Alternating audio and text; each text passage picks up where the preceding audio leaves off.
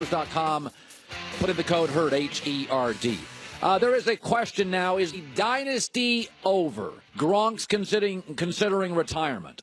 They have no succession plan at quarterback. Brady's 40. They just lost a Super Bowl. Both coordinators, Josh McDaniels appears to be headed to the Colts. Matt Patricia is headed to Detroit. So is the dynasty over? To me, it's real simple. If Belichick leaves, it is. They'll have no quarterback outside of Brady, new coordinators, and you're never going to hire a guy as good as Bill Belichick. The dynasty is over if Belichick leaves, and I think it's a 50-50 proposition. Brady's coming back. My gut says Gronk is coming back. Don't overreact to the Super Bowl loss. When Alabama lost to Clemson 2 years ago in the Natty, did you think the dynasty was over? No, because Saban was coming back. The players are less relevant as long as Belichick is there. Hell, if Brady left, and my feeling is over the course of 2 years, Belichick would figure out a way to find a quarterback because he knows the value of it. And a lot of quarterbacks, especially a free agent quarterback, would want to play for Belichick, and they would take less. So I don't worry about that. Philadelphia is acting today. I mean, hell, they're burning down the city last night. This is special. This is rare. You got to remember, in the last 10 years, the NFC has given us 8 different teams in the Super Bowl. You got Aaron Rodgers to get through. You got Russell Wilson in Seattle to get through. You got teams in the NFC with loaded rosters like Minnesota. You got Drew Brees to get through. Atlanta's no joke. Carolina, depending on the year, can be very difficult. San Francisco's now got Garoppolo for a year. Sean McVay and the Rams and Goff are only getting better. NFC is wide open, even if Wentz comes back, and I love Wentz. But the AFC, look at it right now. In their division, they should go 6-0. If Belichick and Brady are back, Jets don't have a quarterback and a defensive-minded coach. Bills don't have a quarterback and a defensive-minded coach. And Miami didn't really have a star quarterback, and we don't know about their coach. So they're going to go 5-1 or 6-0 in their division. There's no roadblock. Pittsburgh, Tomlin against Belichick? Really? You've watched Brady against that defense? Really? So to me, Vegas has the New England Patriots as the favorite this morning. They should be. Okay? They're 5-3 in Super Bowls with 3 narrow losses. There's a reason Philadelphia is going crazy today after the win. This is unique. Okay, Warren Buffett doesn't get excited because he makes another $1 billion. If you go to the Westgate Superbook, New England is the favorite to win the Super Bowl over Philadelphia. Then Pittsburgh, Vikings, Green Bay, New Orleans, Atlanta, Dallas. I don't know why Dallas is there. Rams and San Francisco.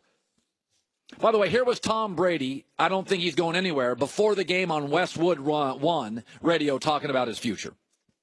Yeah, you're going to see me playing football next year.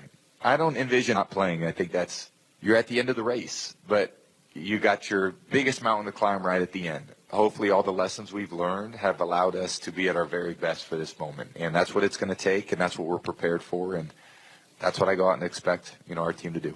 I'm still not a finished player yet. I still got things I want to do, still think I can be better in certain areas, and that's why I love this sport. It's challenged me in every way possible. Belichick leaves. Dynasty to me is over. Good football team, dynasty is over. By the way, they're saying Greg Schiano, very good defensive coordinator, is joining, if Belichick stays, is joining the staff. He's a friend of Bill. Car shopping's confusing. Dealer price, list price, invoice, new or used car. Go to TrueCar.com. Can save you $3,000 off MSRP. All right, a lot of people this morning are also saying this. Oh, my God, Carson Wentz, Nick Foles, what do you do? This is not tough. Carson Wentz is the future for the next 12 to 15 years. This was nice by Nick Foles. We've seen Case Keenum and Kirk Cousins and Tim Tebow and Mark Sanchez and Vince Young and, guys that really aren't guys you'd ideally not going to build around. We've seen him have success. When Tim Tebow was going through that winning streak, I always said, it's not about winning games. Lots of average guys have won games in this league. If you're going to sign Nick Foles, do you believe for the next 10 years that he can carry you through lean times defensively? This offensive line is great. The running game's good. The coaching is smart and creative. They had home games in the playoffs. They had a bye.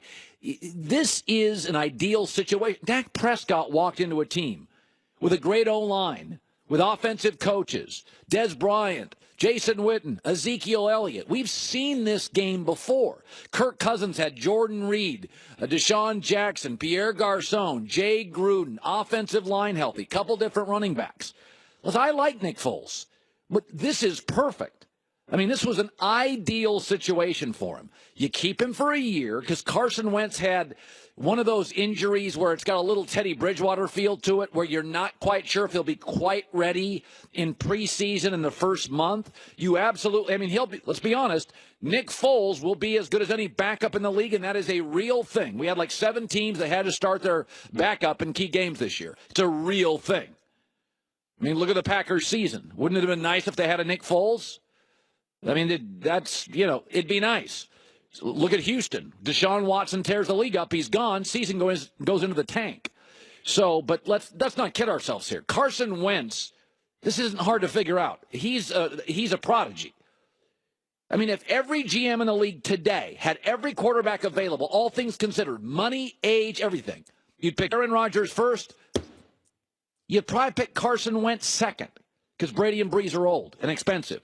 You'd probably pick Carson Wentz second. There is no quarterback controversy in Philadelphia. None whatsoever. All right, we go into the last hour. Tony Gonzalez stopping by. We may have Seth Joyner to get in my face, Mr. Philadelphia guy. He's feeling really good about himself right now. Those Philadelphia people feeling really good. The Herd.